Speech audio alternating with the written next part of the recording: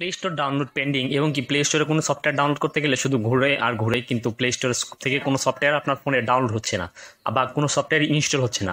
মূলত এরকম সমস্যা হলে কিভাবে এর থেকে পরিত্রাণ পাবেন সেটা আমি দেখিয়ে দিব।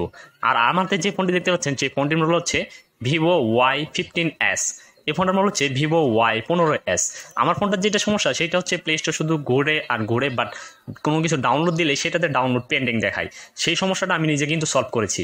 সেটা কিভাবে সলভ করেছি সেই অভিজ্ঞতাটাই আজকে আপনাদের মাঝে শেয়ার করব, এবং আপনারা যদি এরকম সমস্যায় পড়ে থাকেন সেটা কিভাবে সলভ করবেন সেইটা স্টেপ বাই স্টেপ আপনাদের দেখিয়ে দিব।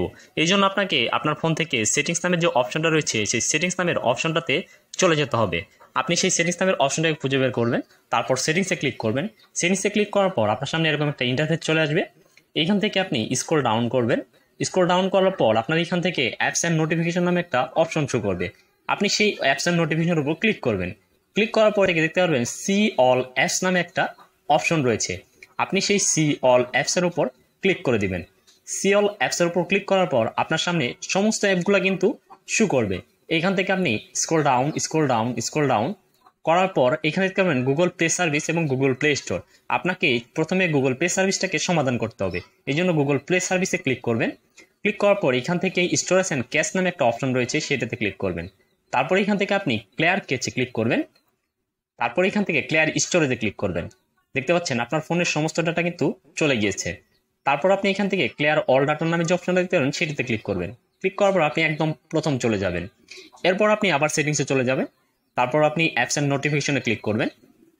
ক্লিক করার পর আপনার সামনে সেম আগের মতো অপশন চলে আসবে। আপনি এখান থেকে সি অল অ্যাপসে ক্লিক করবেন। ক্লিক করার পর এখান থেকে প্লে স্টোরে চলে যাবেন।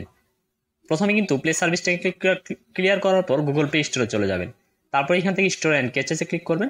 ক্লিয়ার কেসে ক্লিক করবেন, ক্লিয়ার স্টোরেজে ক্লিক করবেন। ক্লিক করার পর আপনার ফোনটাকে রিস্টার্ট দিয়ে নেবেন। রিস্টার্ট দেওয়ার পর ডাটা কানেকশন করার পর কিছুক্ষণ ওয়েট করবেন, 5 মিনিট।